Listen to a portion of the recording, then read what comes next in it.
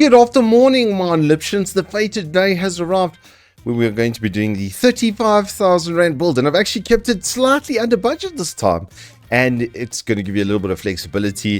I'm going to make a couple of suggestions around cases so you can make it your way, as it were, in the style or whatever case, etc. that you like. And all of them should perform pretty similarly. The build itself is ultra modern. It's got all the latest technologies in it because at this price point, you don't have to make a lot of concessions, to be quite honest. This machine is going to be quite an animal. If you were looking at gaming and streaming at the same time, then this is going to do it on a AAA rate, pretty much. Starting off with the upgrade kit, we've got the 13600K. You can do a 13700K with similar specs for another 2,000 Rand if you feel like you need that performance headroom. But I can tell you, after this thing's consistently thumped my 5900X, you probably won't. The 240mm rad isn't going to be great for like rendering load cycles on this. It is going to hit max temp pretty much all the time under a rendering sort of load. But under gaming and streaming, especially where we're going to be streaming through our graphics card in this instance, it's going to do fantastically well. The motherboard as well has the power phasing that we want to see, so you can upgrade later. If you wanted to put a 13900 on here, for instance, you'd be perfectly comfortable in doing that. These are thirsty boys though. They do chow 200 watt casual. I don't know what they're quoting over here, 125. That's like a TDP, but trust me, mine sits at 200 watt most of the time. So the fact that this has as good power phasing as it does is pretty damn good. It's also got an M.2 cooling slot at the bottom and then another one above the GPU. So it's going to have like pretty good flexible storage options for us as well. Cap that off with some good Corsair Vengeance DDR5, 5600 megahertz on that, and an LS520. It's going to run pretty damn slick for our intended usage. I've also bumped it to 32 gig of RAM so that if you're looking at gaming and streaming, you're not going to have a bottleneck. And honestly, some of like the new games that are very unoptimized, like good old Tarki, for instance, you'll use 20 gigs of RAM on some of the maps alone.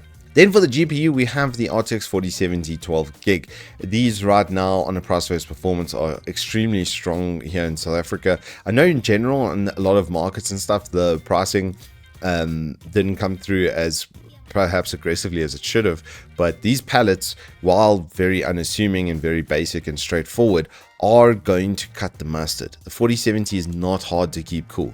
I have the Gaming X, or not the Gaming X, the one underneath that from MSI, the 3X Armor Edition, Q56K modem noises. That one, and it runs extremely well with like little to no fan curve. So I'm confident even in a basic cooler like this that it's going to be able to cut the mustard. Comes with a 3-year warranty as well, but you get DLSS3 and frame generation, which are not to be scoffed at, especially where AAA games support it. If you're going to stream and game through the card, then that frame generation is going to make up for your normal performance dips. Now for power supply, we have two options. If you want non-modular, then I would suggest you go with the Deep Cool. It's a pretty good basic 850 gold. I have this on the test bench and I've run even 4090s off of the sucker, so I know that it can run pretty much anything you throw at it. It's going to get it. I mean, it's got a 80 plus gold, so it's 850 80 plus gold.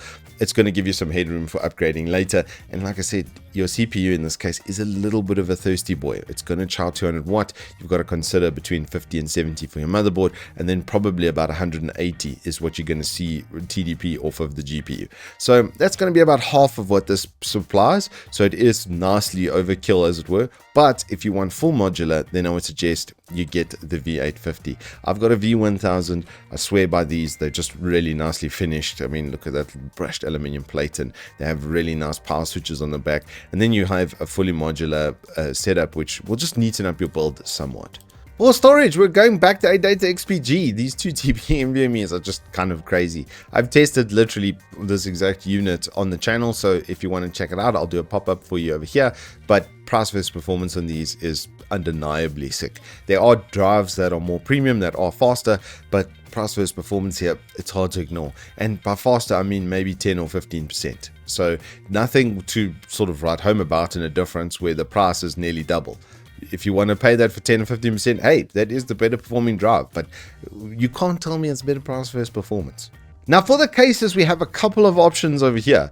Deep cools are very easy to work with where you already have a deep cool cooler because they can daisy chain into each other. A lot of the times their stuff is made to work with each other, and this would probably be one of those cases where you could have the 3 fans up front, then daisy chain into your cooling unit up top. So you put your 240mm up top mount on this, which is the better mounting position at the end of the day, because it's going to stop air going through the pump as often as it would if it was front mounted, and then you get all the airflow advantage of having a clean open front, which is a video that I'm going to be doing later in this week, explaining some of the airflow variances and stuff, especially with these high airflow cases. So this is one of the options. The option, however, that I think you should go for in this instance is the case I've just upgraded to. It's this H510. The CH510. This thing's pass through is like, my word, the front might as well just be like completely open, but you can see it's got dual layer of mesh over there to help prevent the dust buildup. But that's it. When I filmed this and I did the review, which I'll pop up over here, I could see right through the case. And price versus performance being considered, once again, this is probably the best. If you like this style, yes, it's a bit rudimentary. It's not the best looking case in the history of man, but I just love it. And the LCD panel, you can make it show your GPU or CPU temp, which is like really old school kind of fun. Like we used to get 5.25-inch bay adapters and stuff from Thermaltake back in the day, and the fact you can do that is kind of sick. But yeah, full, you can see 280mm thick rails up front, 360 or 280, and then it's got the exact same on top over there. So you can top mount. I've top mounted my 280, absolutely no problems in this sucker.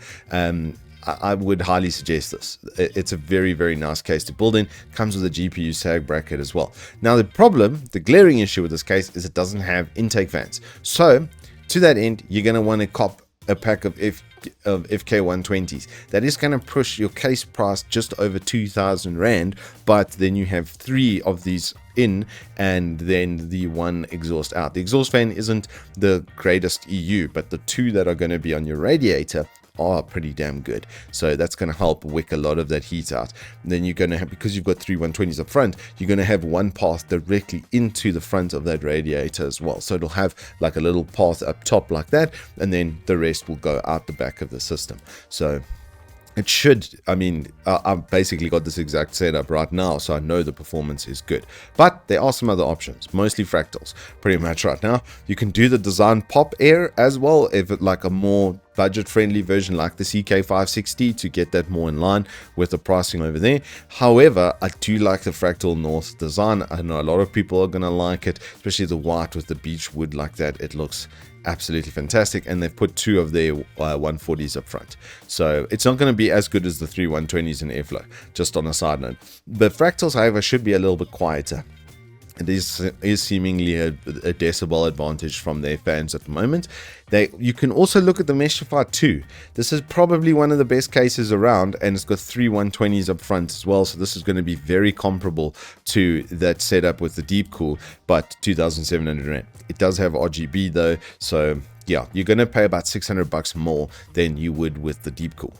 And that brings us to our final cart, which is going to look a lot like this. As you can see, I've done it with these 2, and it came to 34,400. It does leave you a little bit of headroom or some play space. If you want to get an extra NVMe, you can, because the motherboard's got it. Then you can have 2 TB NVMe's. You can also swap out the upgrade kit, as I said, to one of these. It is going to cost you an extra 2 grand off the rip, but it might be worth it if you're just looking at doing like more development cycles and stuff with it, and you got to do a bit more rendering. Having extra cores and stuff isn't going to hurt. There isn't like a huge performance uplift from getting basically extra 2.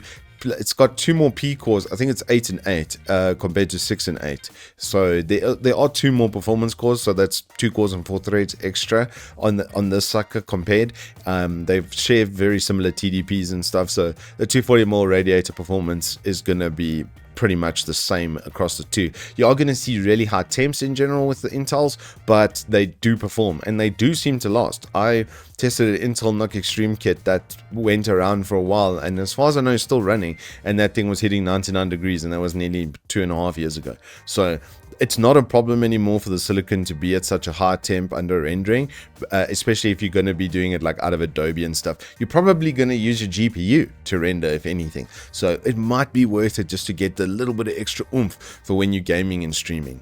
And that, my friends, is your PC build guide for 35,000 Rand. Next week, we're going to do the no holes barred version, and I'm going to just pick the best in slot that I can possibly think of. And yeah, it's probably going to be quite a doozy. That machine's, I suspect it's going to be close on 50 grand. Is basically what we're going to go with. Make a bit of an animal out here. So until next time, I hope you guys stay safe, keep well. If there are any questions about the build, if you need any other assistance, please just let me know in the comments down below and I will get to you. Until then, I hope you guys stay safe, keep well, and I will see you on the flip side.